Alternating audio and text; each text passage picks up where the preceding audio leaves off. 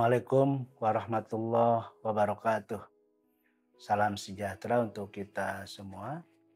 Teman-teman yang saya cintai, sesi kali ini saya akan memberikan satu pengantar tentang dasar kepemimpinan yang otentik. Dasar kepemimpinan yang otentik ini saya ambil dari 4 sifat para nabi. Kenapa? Karena biasanya orang bicara langsung kepada soal-soal efektivitas. Saya salah satu orang yang meyakini bahwa efektivitas itu lahir dari adanya otentisitas. Karena yang sifatnya otentik itu adalah berada di dalam jiwa kita, berada di dalam hati kita. Karena itu dialah yang mendasari seseorang dalam kepribadiannya, dalam kehidupan profesionalnya, dan dalam kepemimpinannya bisa mempengaruhi hal-hal yang bersifat keluar, yaitu apa yang disebut efektivitas.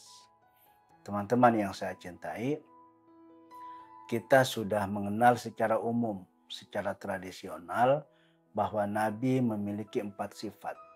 Sifat yang pertama yang dalam bahasa Arab disebut siddiq. Sebagian besar orang menerjemahkan siddiq itu dengan kata jujur. Buat saya itu kurang pas. Yang benar siddiq itu adalah benar. Bahkan dalam kamus Hanswehr misalnya menjelaskan ketika siddiq diterjemahkan ke dalam bahasa Inggris, Hanswehr menyebutnya dengan istilah strictly veracious. Jadi betul-betul benar dia. Nah, itulah sifat wajib yang ada pada Rasul. Karena itu para Rasul, termasuk di dalamnya Rasulullah Muhammad SAW, itu memiliki sifat-sifat yang sangat mendasar tentang hidup yang benar. Jalan hidupnya, perilakunya, ucapannya, pikirannya, itu adalah berada di jalan yang benar. Yang kedua, amanah. Amanah itu kalau kita Inggriskan itu menjadi trustworthiness atau integrity. Itu artinya apa? Artinya orang yang memiliki sifat amanah adalah orang yang layak dipercaya. Kenapa? Karena hidupnya selalu terintegrasi antara pengetahuannya dengan perilakunya, antara ucapannya dengan perbuatannya. Dalam bahasa lain, kita sering menerjemahkan integrity, amanah atau trustworthiness itu dengan walk the talk atau talk the walk. Yang ketiga, fatonah. Fatonah kita sering menerjemahkan dengan kecerdasan. Tapi sebetulnya lebih dari kecerdasan, dalam bahasa Inggris biasanya disebut cleverness. Di dalamnya itu bukan hanya soal kecerdasan yang pada umumnya kita ketahui. Tapi orang yang cerdas dalam kandungan arti fatona, di dalamnya adalah ada kematangan, ada maturity dia. Karena kecerdasannya menyangkut bukan hanya kecerdasan intelektual, bahkan bukan hanya kecerdasan emosional, tapi sekaligus juga kecerdasan spiritual. Karena itu orang yang cerdas dalam pengertian fatona, dia tidak akan mempermalukan orang ketika dia menemukan ada orang yang salah. Jadi bagaimana cara dia memperbaiki orang itu dengan cara-cara yang sangat mengenakan, dengan cara-cara yang sangat indah. Karena di dalamnya ada kematangan, ada maturity dia. Maturity sering diterjemahkan sebagai adanya keseimbangan antara keberanian dan tenggang rasa. Gitu. Yang keempat adalah tabligh. Tabligh dalam bahasa kita secara sederhana bermakna menyampaikan. Tapi lebih dari itu, apa yang disampaikan, apa yang disebarluaskan, yaitu nilai-nilai, yaitu ajaran-ajaran baik, yaitu pengalaman-pengalaman terpuji, yaitu akhlak-akhlak yang mulia.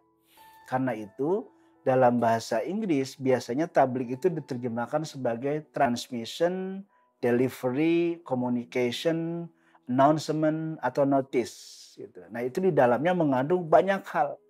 Karena itu orang yang memiliki sifat tabligh, yang orangnya disebut mubaligh, orang yang menyampaikan, dia harus memiliki apa yang disebut mentalitas berkelimpahan.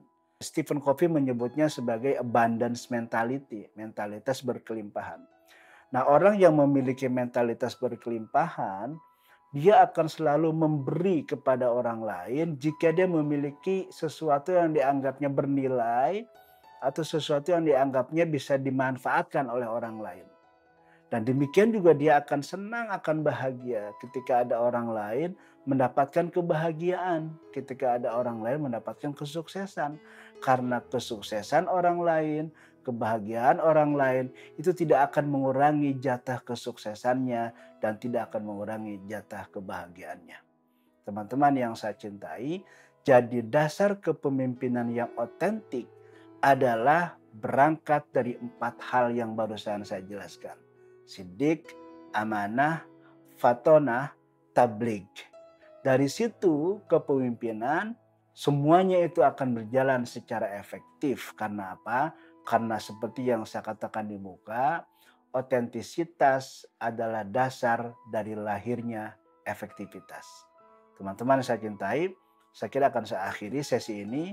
Semoga ada manfaat. Terima kasih. Assalamualaikum warahmatullahi wabarakatuh.